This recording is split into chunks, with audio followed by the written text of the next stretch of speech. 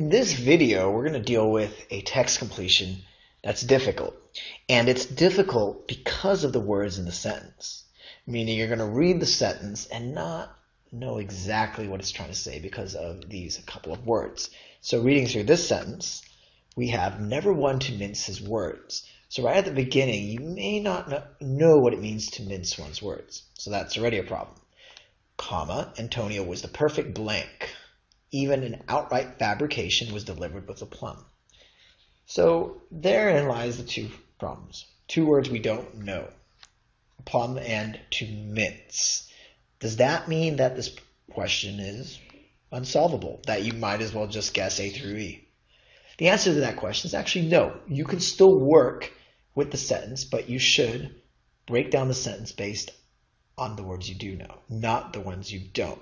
And so we're going to just start from here. Antonio is the perfect blank, even an outright fabrication. It's a fabrication. When you fabricate something, you make it up. You essentially lie. So he was the perfect blank.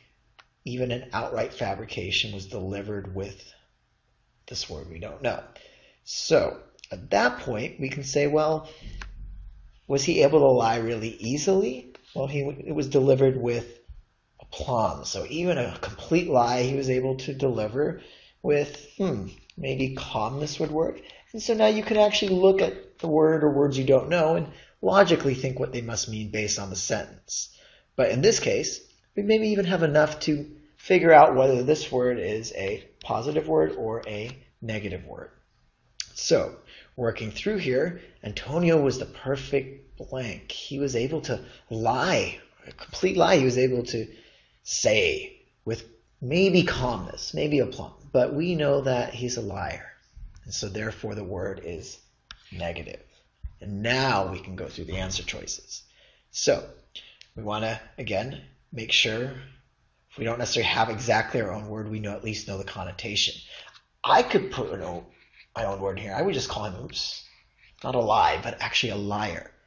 Now, again, this interpretation is not foolproof, but based on the sentence, it sounds like most likely he's a liar. He's able to lie really easily. So what word means liar? Well, let's start with hack.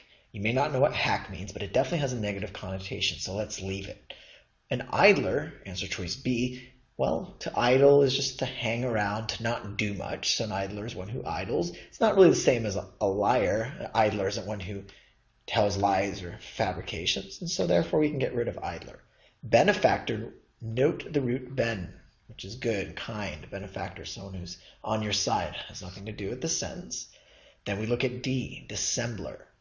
Does that mean to disassemble something? Well, this is disassemble, not disassemble. So again, we don't know what the word is, but if you don't know what a word is, don't get rid of it. Just leave it where it is. Let's look at E though, official. Well, he's a liar. Officials by definition, they are not liars, so that's gone. And now we're left with A and D, and that's fine. At first, this was a question that may have been completely overwhelming, may have left you befuddled, but at this point, it's now 50-50. Let's look at the word hack, though. What other word do you know that means hack? Well, as a GRE vocabulary word, you may have seen hackneyed. Hackneyed means something that's trite. And so a hack is one who writes trite novels. So it's not quite what we're going for. Someone who writes boring scripts, for instance, is a hack. So that doesn't necessarily mean that they're a liar, but then we have dissembler. And a person who's a dissembler, could they be a liar? Maybe, maybe not. And I think at this point, this is where you need to know when to just guess and move on. So maybe you think hack relates to hackneyed and doesn't quite work, and so you circle dissembler. You may be wrong, but at least it's a 50-50.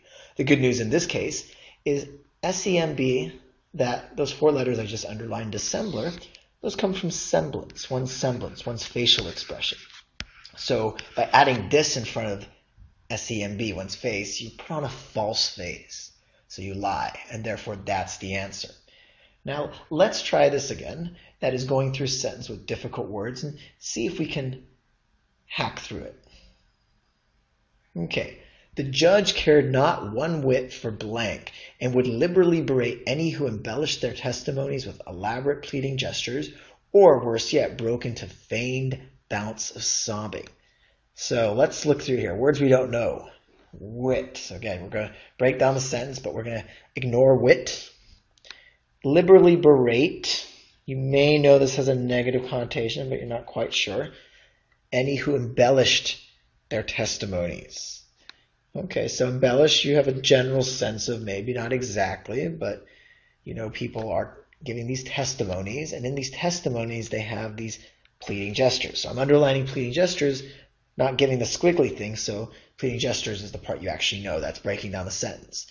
So he didn't care for people who had too many pleading gestures, such as crying, please, begging, judge, don't find me guilty, that sort of thing. So now you've broken down the sentence. You've made it easier for you to kind of come up with your own word. And again, we're ignoring those words. Notice how we didn't really take too much time worrying about embellished or berate or even wit. This is, by the way, W-H-I-T, not W-I-T. So we didn't worry about things like that. We try to focus on the part of the sentence, what we knew. And then, or at this point, we should now be able to come up with our own word, or at least think of the connotations. Is it positive or negative? Well, it's something negative. He doesn't like this. If you do this, if you start sobbing, it's not a good thing. So, what word is negative and means maybe breaking into sobs and pleading? Maybe a word like theatrics, some negative word like that. So we start here with answer choice A. Go A through E, starting with A is dissimilitude. If something is similar, it has similitude, so to speak. If something is dissimilitude, it doesn't match up. Does that have to do with breaking into sobbing, crying in court? Well, no. So we get rid of that. What about histrionics? Is that the same as history? Good question. Well, look at the root here, H-I-S-T. Is it the same as history, which has an O-R-Y? Well, not quite, because we have a T-R, no O in between. So it looks like we can't really use roots. We can't rely on roots here. It looks like this may be a different word from history. So when we don't know a word, question mark and move on. So we've gotten rid of dissimilitude, but we're going to keep histrionics. What about flamboyance? This seems like a great answer. If you're flamboyant, you're flashy. But is that the same as breaking into prolonged bouts or just bouts of sobbing, crying in court and begging to the judge? Is that the same as being fancy and driving a really expensive car and kind of showing it off, or being a rock star with orange hair? No, because those things are flamboyant. But this word doesn't quite mean that. Then there's the word prevarication, which is a great GRE word because it always comes up on the test, and it means lying, or at least not being direct, kind of beating around the bush.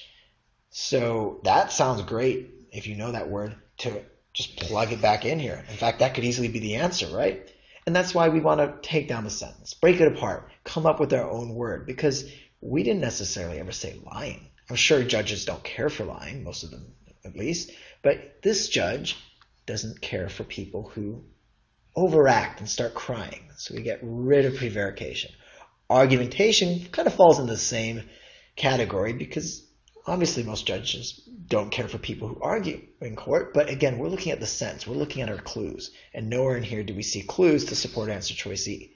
And just like that, it's the word we don't know. B, histrionics. Don't be afraid to circle it. Histrionics are theatrics. So someone who's histrionic is melodramatic. They overact. They cry in court, as it were. And there's our answer.